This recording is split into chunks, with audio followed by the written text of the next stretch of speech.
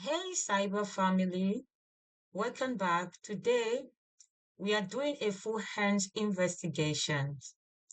You will watch a simulated attack brute force, a Linux VM, break in, provide into Windows VM, and launch a suspicious PowerShell command. And we will also correlate all the logs together like a real SOC analyst. Let's get into it. Here I have my two VMs running inside VirtualBox, a Linux machine. This will be the system under attack, and the Windows 11 machine. This is where the attacker will pivot. So the first thing on the screen, we're going to be looking at our IP addresses. So I'm going to look at from the colleague. So this is the IP address 198, sorry, 192.68.120. Then we're going to look at the Windows IP address.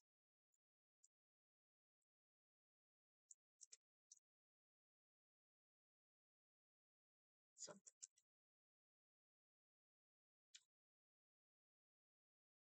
so the Windows IP address is 192.168.110 Windows. So both of them are on the same network.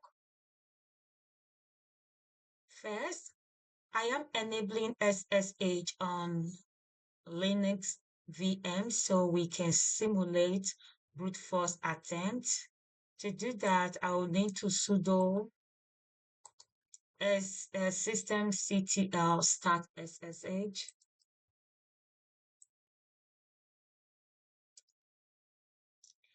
Then I'm going to sudo systemctl enable SSH. You can run both at the same time.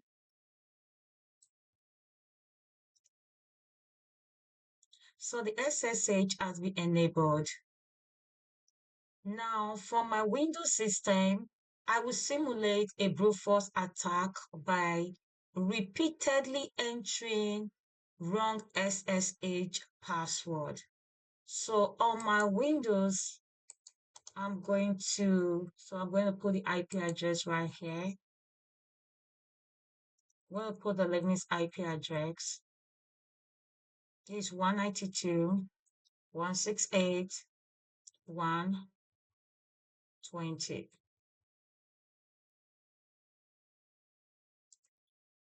Oh, sorry.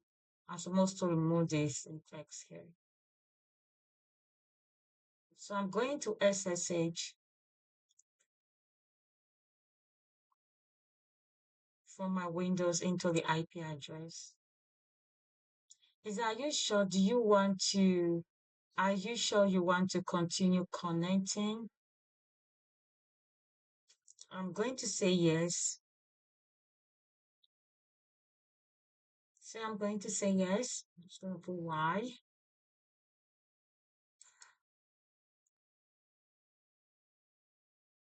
Then it said, please type YES. Okay, just YES. Now I said, right here, warning, permittedly added this to the list of no hosts connecting close by for 22. Okay, then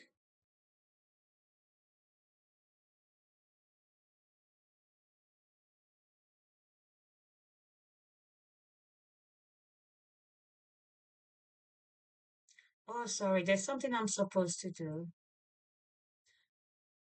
I'm supposed to run it as SSH roots rather than running at SSH less. I'm told to just put SSH at root, then the IP address, so I can be able to enter in my my password. So I'm going to do it again 192. I'm going to put the password, the IP address. Good. Yeah, this is what I was looking for. So it's going to ask me to put in a password. So I'm going to try and attempt to put in the wrong password. So it's asking me to enter the password for my Linux. So I'm going to put in the wrong password just because I want to simulate a brute force attack. So let me put the wrong password.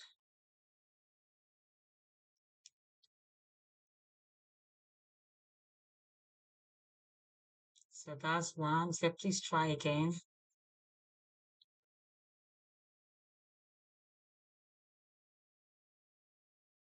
So permission denied. Try again because the password isn't correct.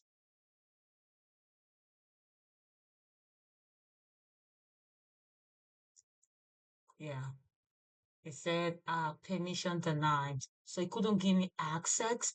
The reason why it gave me access before is because I used SSH, then I put in Khalid and I put the IP address of this Linux. But right here, in order for me to be able to simulate a brute force attack, I need to I need to change the pattern. And you saw Polycali there, I just put SSH root at, because once you put root, you're going to need in a credential to be able to access these Linux as a root user, like as a root user. Okay, so the permission is granted. So the next thing that we're going to do, I'm going to look into my Linux and also going to see the logs is going to reveal, showed me the failed attempt. So how do we do that? We go into sudo t dash and let's see. Uh, so on this log, because you can generate and see your logs from this log vab log auth.log.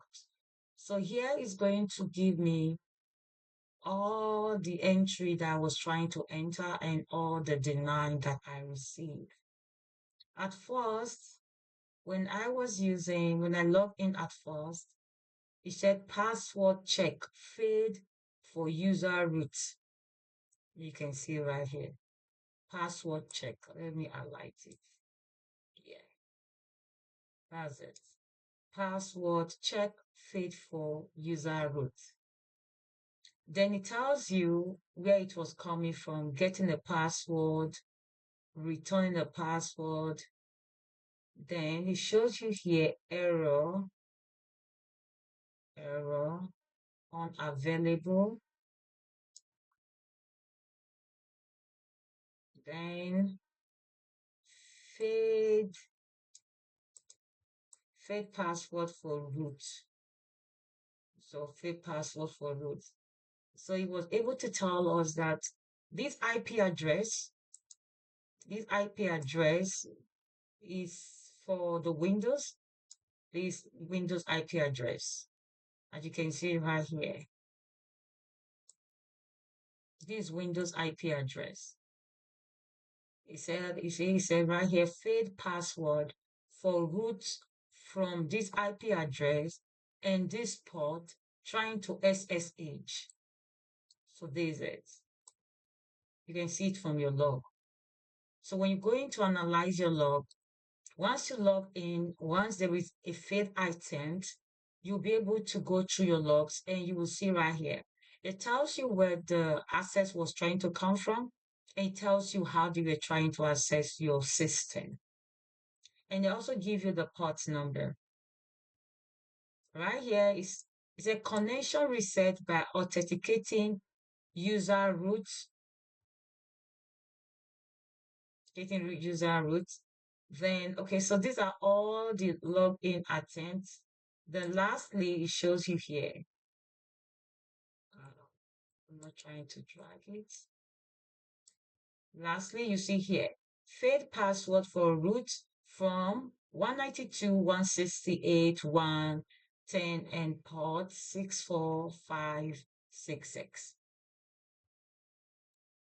So now we're going to simulate a successful Linux login. The first one we did was to simulate a brute force attack, trying to log into Linux using using a different password. But right now we're going to do a successful login. So I'm 92. So this is my IP address for the Linux, 168 1, then 20. Okay. So right now it's asking me for my password. So we're going to do like a successful login. Okay. So okay. So I have successfully logged in right here. Let's see. Okay. So you can see on the Windows, once it was successfully logged in. Oh, why is my window shutting down? Once it was successfully logged in, we see it right here. Oh, session closed. Session closed for user. Return error. It wasn't given. Okay, before the window shut down, we see that it was a success. This is it. New section. User. Then it now gave us error. So I'm going to pull up the windows again. Okay. So my window is up and running. So we're going to uh, generate a successful simulate a successful Linux login. Um,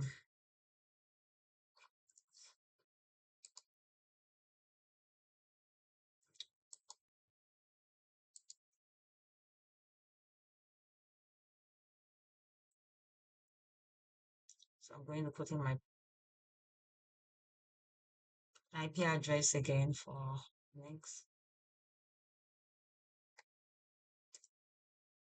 So it's asking me for the password, so I'm going to put in the correct password. Did you just watch the Linux while I'm entering the password? You see there's a change. Wow, you can see right here it tells you that there is a section that is open for a user and gives you the user ID number. And also it tells you that there's a new section that has been opened. So this is a successful login on my Windows. You can see that the window is no longer showing, user amaze. It's now showing Carlic at Carlic. So whatever I'm doing right here is virtually telling you this is what is working right here. So it means that even if I'm working on my Windows computer, but actually I'm logging in into Kali. So this is a successful simulation. Okay. Okay. So once that's correct, it accepts the password. So it's a success. As you can see it right here. Just imagine that an attacker is trying to access your Linux and they are going to your Windows to access or going to a Windows machine or an operating system to access your other operating system to access your Linux, for example, like what I'm doing right here. If they are able to know your credentials and your password, they will successfully log into your operating system that you are using and carry out some activity. Okay, like we see the first time, the brutal force tried to use different passwords and you were able to analyze it from the Linux dash system to see that the logs, there was several attempts of credential login. Then imagine me being the attacker, not being able to have access to your credentials and log into Windows, okay, log into Windows, into your account from a different operating system. So that's what just happened here. Right, so we have you right here and section close for user root. So for example, let me just put yes. See, ls, everything that is on this system, the ls is going to appear right here. Okay, so the next attempt we're going to do now, the attacker is inside the Linux, is not trying to connect to your Windows. So this is the attacker. Okay. Now we're going to,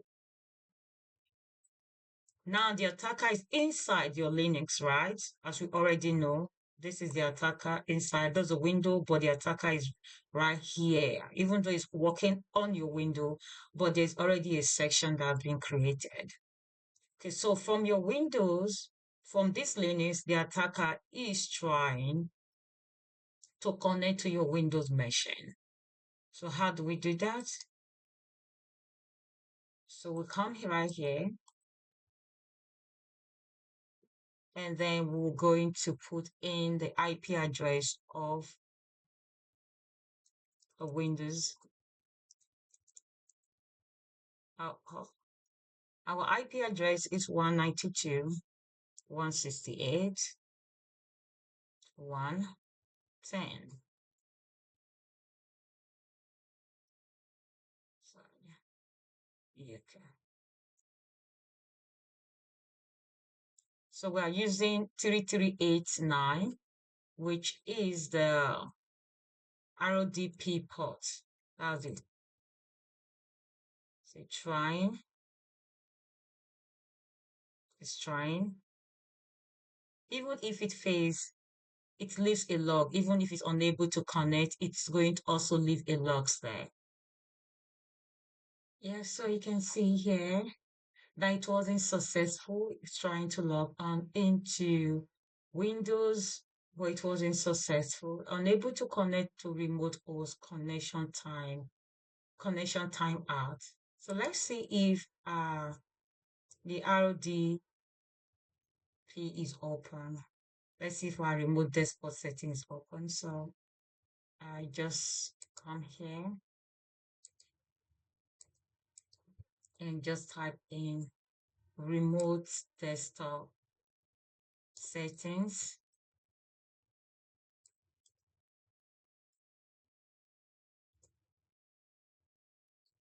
So you can see that the remote desktop setting is turned off. So I'm just going to enable that. Right here, say you and the user selected under user account will be enabled to connect to PC remotely. Yes. Okay.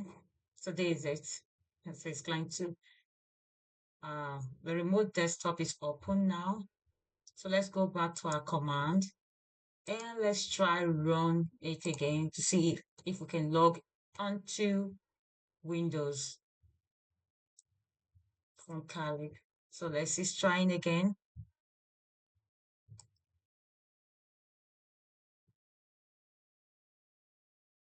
While that is running, I need to know what my username is on my Windows. So I'm opening a different terminal here. I'm just going to put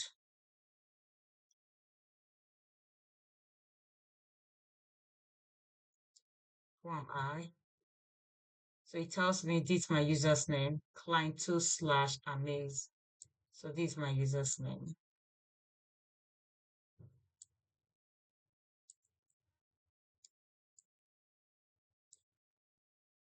So it's trying to log on. And even if it does fail, it also will be recorded on the logs. So we'll be able to track it from the logs, from the Windows logs. So I'm going to be logging into my Windows through the Linux. So the user ID is client02 amaze.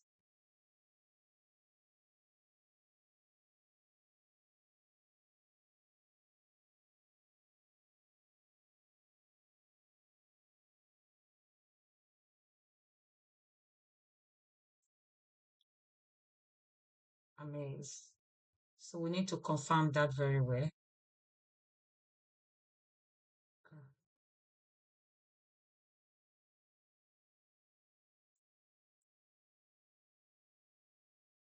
As client O2 amaze. Then I'm going to put in the IP address of my Windows. Remember, we are on the Kali Linux. My window IP address is 192.168.1.10.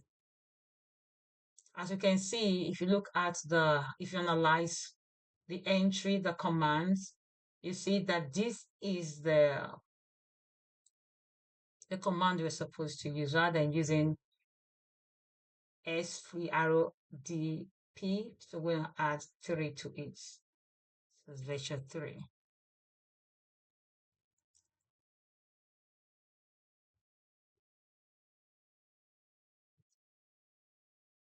Right. Say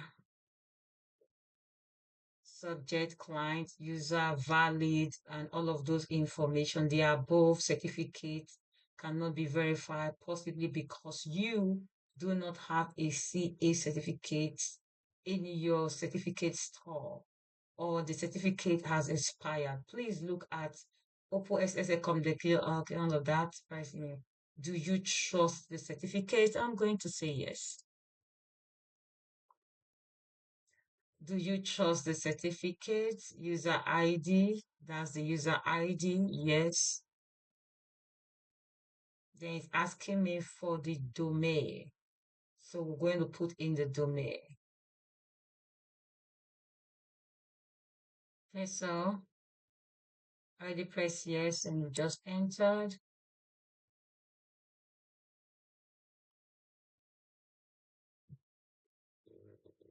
So it said no credential provided.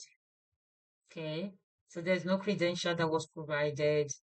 LA, it's right here. Fail to connect.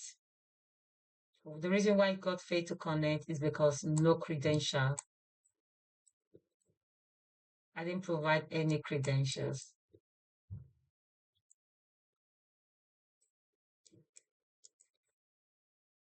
Okay.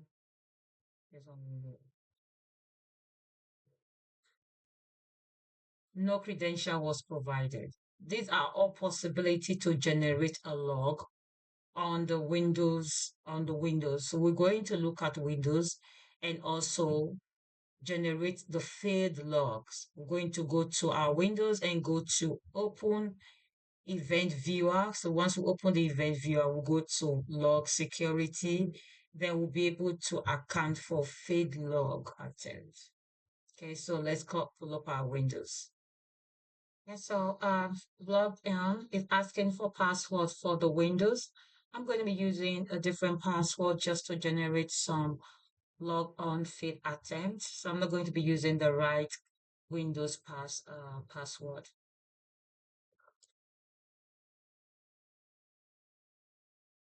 Right here it shows failed. Okay, I'm going to do it again the second time. Asking for user's name, which is correct. Domain name, I'm just going to enter. Then I'm going to use another password to attempt to log into my Windows so I can generate some log events that failed. Imagine an attacker trying to log on. Now, this failed the second time, right? Okay, so let's do it the other time. And the third time, I'm going to be using the right password to log into my Windows. Is correct. So I'm going to be using the right password.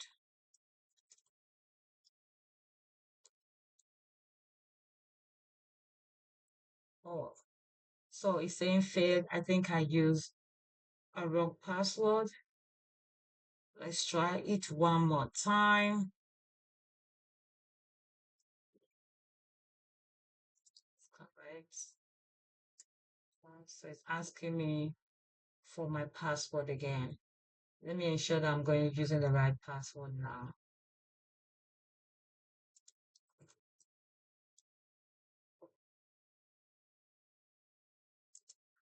Okay, failed again. So let me try it this last time. Okay, okay, okay. So let's see. Um, okay, failed. Okay, that's fine. Okay, so let's go to the event logs. I'm right here at the event logs. I'm just going to close this place so I can regenerate it.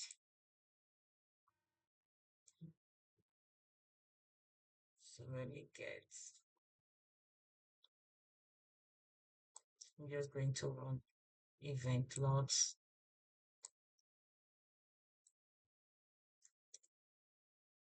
Okay, so I have my event logs here. So let's open it up here. Okay, so I'll go to Windows, then I'll go to security, then it's going to generate logs for me. Okay, so right here we can see the event that occurs and it tells us if it's successful or if it's not successful. So this is a code, this is an ID number, event ID, 4624. 4624. It tells us that it's successful. You can go ahead and just read it. It tells us it was successfully logged on because this event ID 4624 tells you if you successfully log on. It's an ID that an ID number, just know the number 4624. It's when you successfully log on. So we're going to look for the one that does deny us access when analyzing. So we're going to click on this. This 4625 is an indication that there was an attempt, a failed log on. Your failed log on, let's see. Audit failure, as you can see it right here. Here, it shows audit success. Then 4625, it shows audit failure.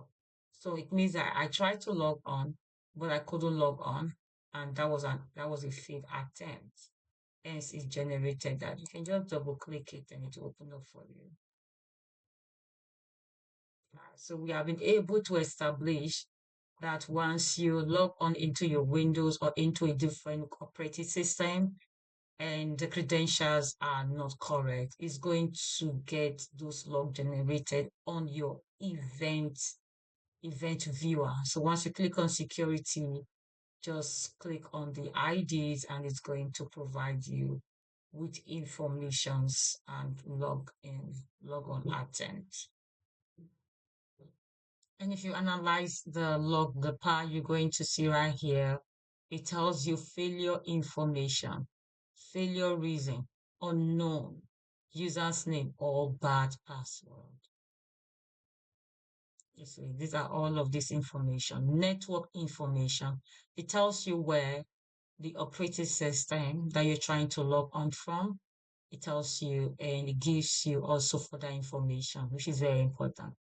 It identifies the IP address. And there is no port number right here. It just shows port 0, net workstation, Correlate, and that's it. Give you detail. This event generated request fee. It is generated on a computer where access was attempted. So you can just read it on and all of that. So you can see that it's unable to connect the remote host the second time. But because we've enabled our remote desktop, we're going to run this command and see if we can log on. So like I said, my Windows user's name is client2. Let's see if I can copy that. It's going to allow me. Client2/amaze.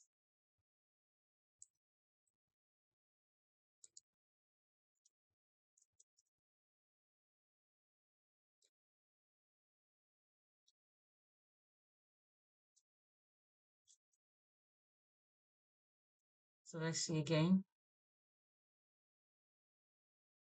Client O2, then slash amaze, they are all lowercase. You have to take note and ensure that your username is correct. Then I'm going to remove this and put in the Windows IP address.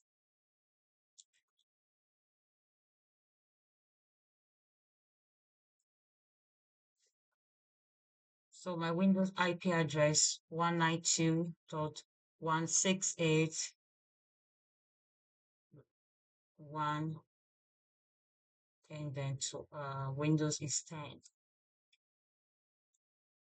So let's see if we can log on into Windows remote desktop. It said not found. Did you mean Command S3 from F33? So let's see. Command wasn't successful.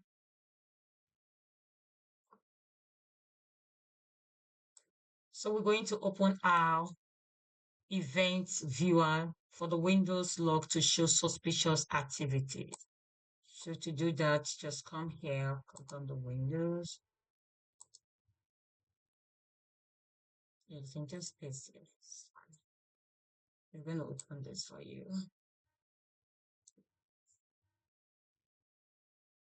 So we have the event viewer open here. So we'll go to Windows logs and we'll go to security.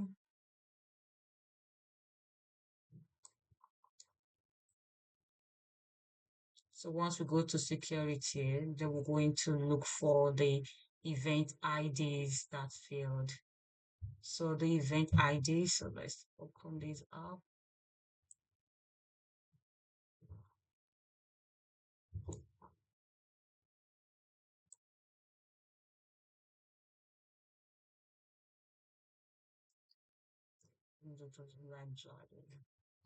Okay, so we're going to look for the event IDs that failed.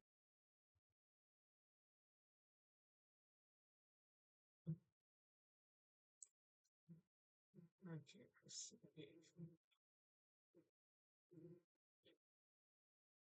I also want us to analyze the successful logon because as this is successful logon, it gives you all the information right here. That successful logon, the computer, it means I log into my Windows through my Windows and I log in successfully. And also log on type 5, virtual account, elevated token, and all of that systems. You can see right here.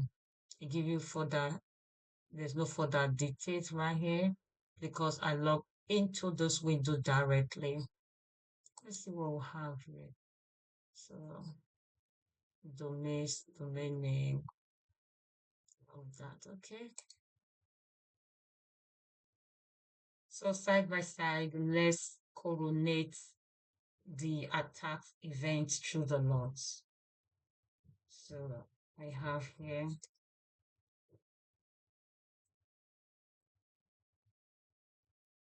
so we have here all the information and attempt to log on and fail attempt to log on into the Correlate, and we also have here all of these informations.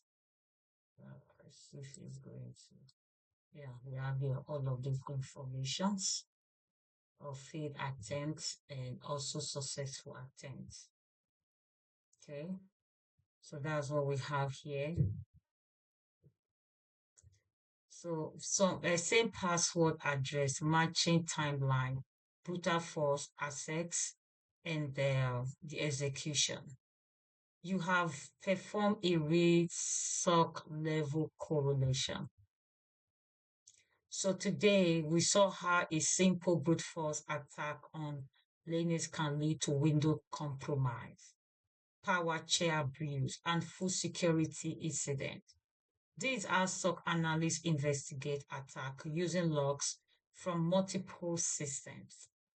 If you want a same version of this demo, Splunk, Wazuh's Elastic as well, please comment same demo below. Don't forget to subscribe and share to someone studying cybersecurity. Thank you so much. So the command wasn't found. This command wasn't found to enable us access the Windows. So